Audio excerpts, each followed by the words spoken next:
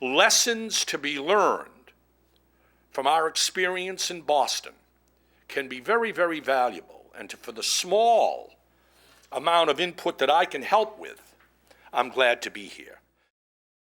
I thought about this. Let me give you specifically 7 items that account for the resilience of Boston in creating One Fund.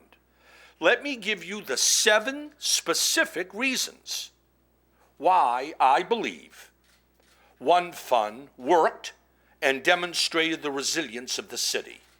And I think these 7 reasons provide policymakers with somewhat of a blueprint for the next time as to how these 7 specific explanations help explain the success of Boston's resilience in at least the form of compensation. I'm here to talk about One Fund Boston and give you the 7 reasons why One Fund worked and why it might be replicated in other unfortunate tragedies.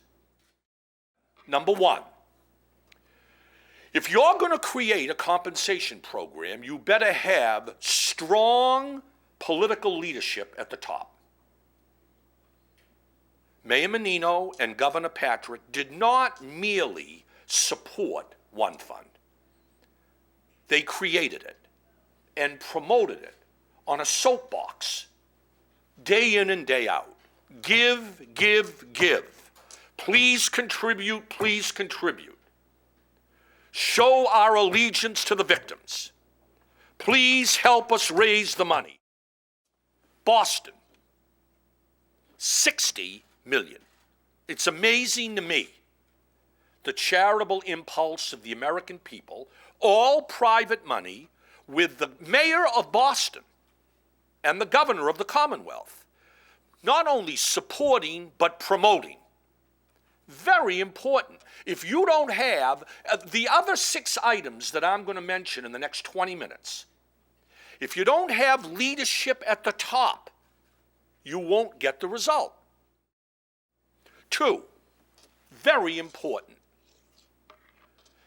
The mayor and the governor decided we do not want money that is solicited and comes in to be distributed among various different foundations.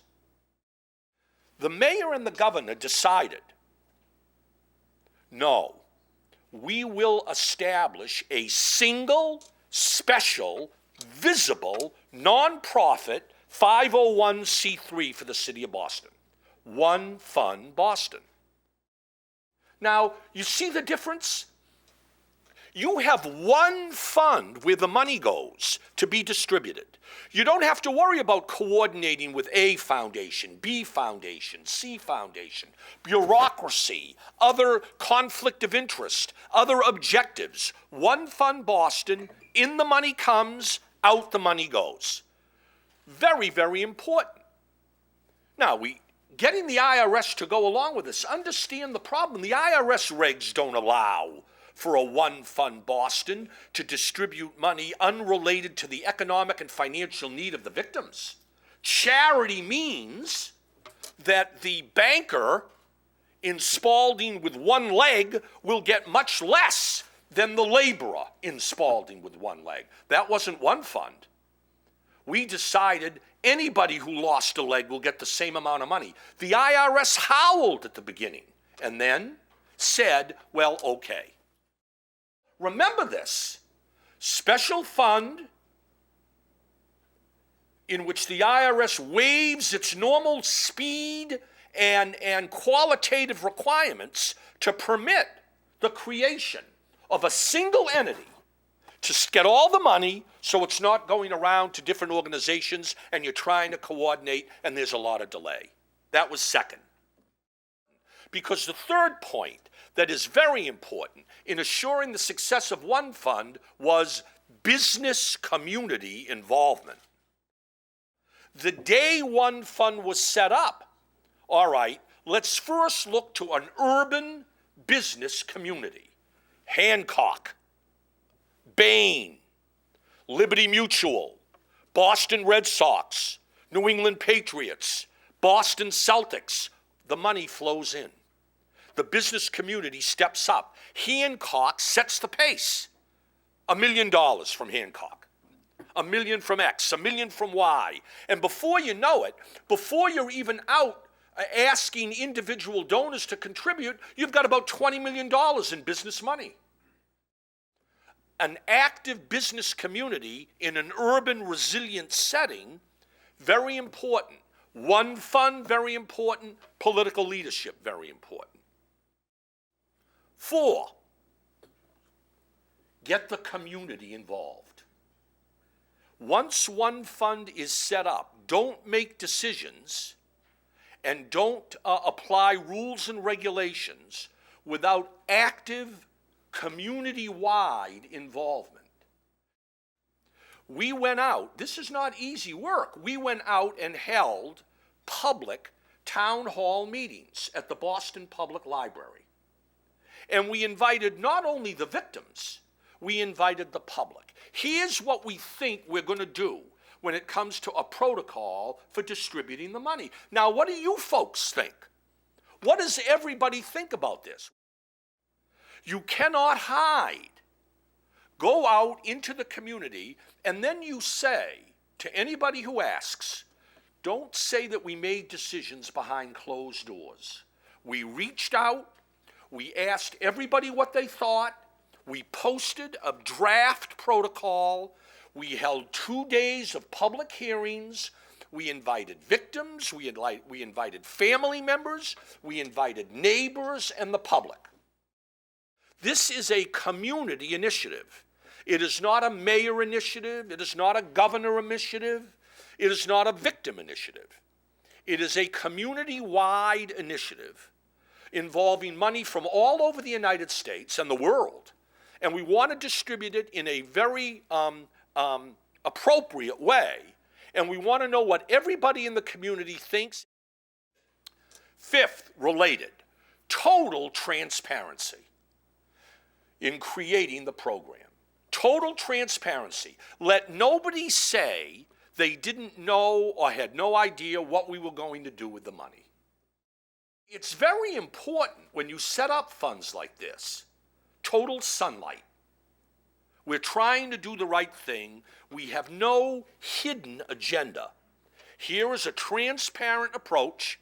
Let everybody know, comment, we welcome it, and then we're going to make final decisions. And when we make those final decisions, we're going to post a final protocol on the website, in the newspapers, anywhere that it'll be helpful in notifying not only victims and their families, but the public.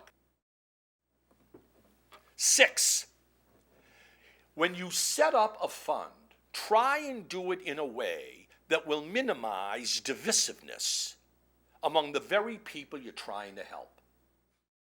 It's very, very difficult. It's very, very difficult because it's not only a question of how much money will go to a certain victim.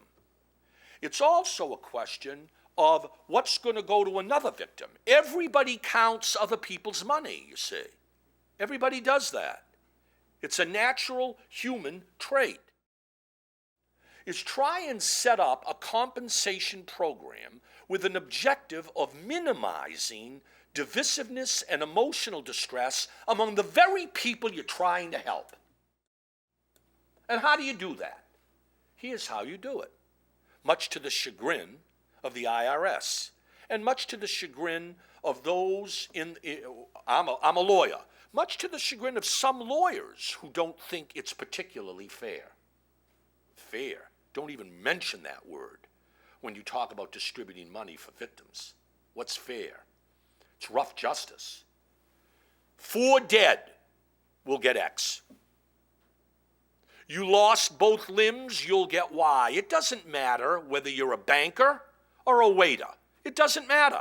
If you lost 2 limbs, that's what you'll get. If you lost 1 limb, you'll get this. Doesn't matter. Don't send in financials and insurance. We're not interested. We're not interested. All lives are equal. Now, I'm not suggesting for a minute that this is the only way to do it. But when you're trying to get money out the door, to people who really need it.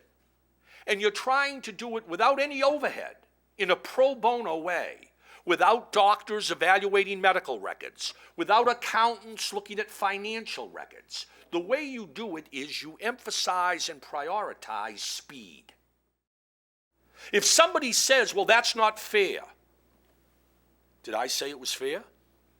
What's fair when you're providing money to people through no fault of their own, without warning, traumatically injured?